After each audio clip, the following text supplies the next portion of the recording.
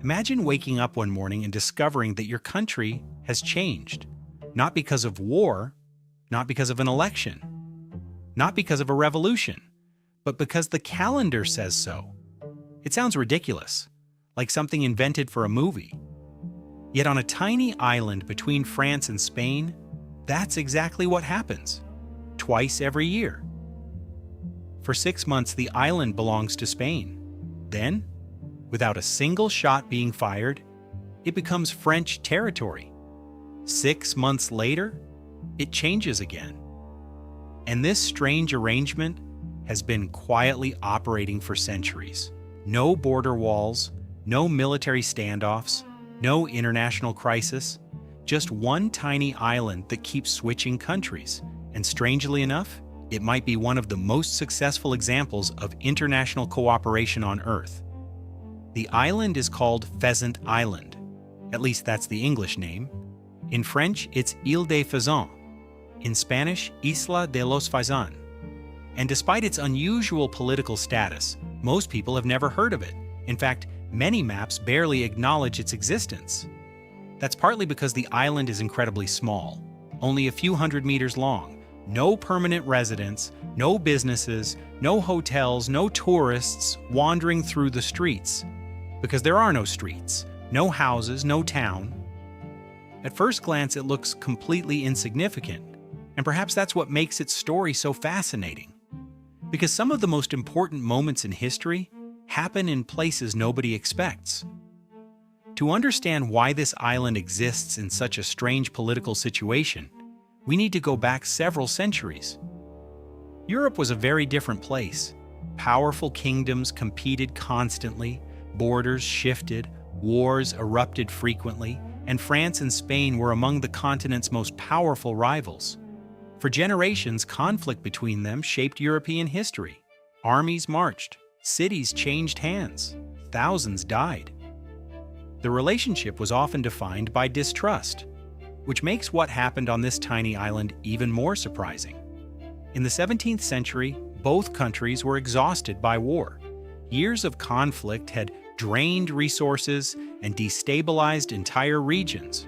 Eventually, leaders from both sides agreed to negotiate, and they chose a neutral location, a small island in the middle of the Bidasoa River, a place positioned directly between the two kingdoms, neither fully French nor fully Spanish.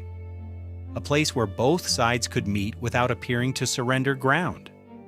In the year 1659, representatives from France and Spain gathered there to sign what became known as the Treaty of the Pyrenees. The agreement helped end decades of conflict, and in many ways, reshaped the future of Europe. What fascinates me is how often history hinges on moments that seem insignificant at the time. Imagine standing on that island then. You wouldn't see history books, you wouldn't see future borders. You'd simply see diplomats talking, people signing papers, yet those conversations would influence millions of lives for generations. That's one of the strange things about power.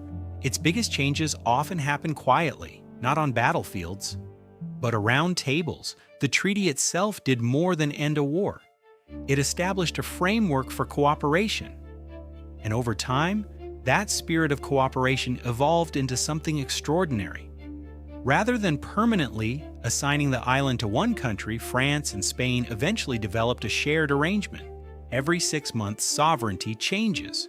From February to July, the island is administered by France. From August to January, it belongs to Spain. Then the cycle repeats, again and again. Year after year, century after century. No arguments, no crisis, no dramatic headlines. Just a peaceful transfer of responsibility. In today's world, that almost feels unusual. We're used to hearing stories about disputed borders, territorial conflicts, political tension, countries arguing over islands, rivers, and resources. Turn on the news, and it often feels like geography creates more problems than solutions. But Pheasant Island tells a completely different story. It's a reminder that borders don't always have to divide people. Sometimes they can connect them. And I think that's one reason its story deserves more attention. Because cooperation rarely makes headlines, conflict does. A disagreement gets millions of views. A peaceful arrangement lasting centuries barely gets mentioned, which says something interesting about human nature. We tend to focus on problems, not solutions. The island itself remains largely inaccessible to the public. You can't simply decide to move there. You can't buy property there. You can't start a business there. Its purpose isn't economic. Its purpose is symbolic. And symbols matter, especially in places with long histories of conflict. The island represents an agreement that outlived kings, outlived empires, outlived revolutions, outlived political movements. Entire governments have risen and fallen while this tiny island quietly continued changing hands every 6 months. That's remarkable when you think about it. Many international agreements struggle to survive a few years. This one survived centuries. Not because it generated profit, not because it attracted attention, but because both sides saw value in preserving it. Perhaps that's the real lesson hidden here. The strongest agreements aren't always the most complicated ones. Sometimes they're surprisingly simple. Trust, respect, consistency. Repeat for long enough, and cooperation becomes normal. And that's something our modern world could probably use more of. Because if two rival powers that spent centuries fighting each other could find a peaceful solution over disputed territory, what excuse do others have? Of course, it's important not to romanticize everything. France and Spain still have disagreements. Like any neighboring countries, their interests don't always align. History wasn't magically erased because of one treaty. But that's precisely why the island is impressive. It works despite those differences, not because they disappeared. In many ways, that's what mature diplomacy looks like.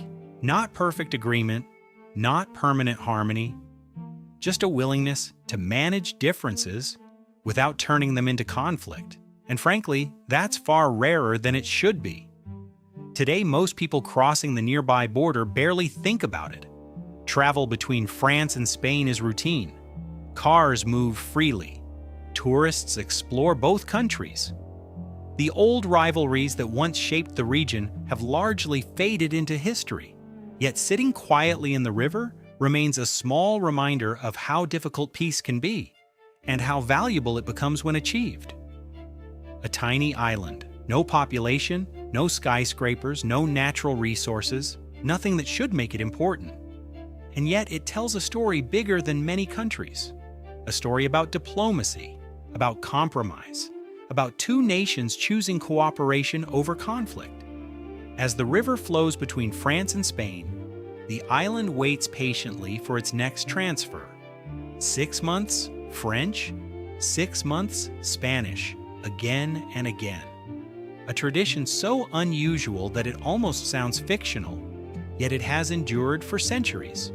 Proof that sometimes the strangest places on Earth reveal the most important truths. Because in a world obsessed with conflict, perhaps the most remarkable border is the one nobody fights over.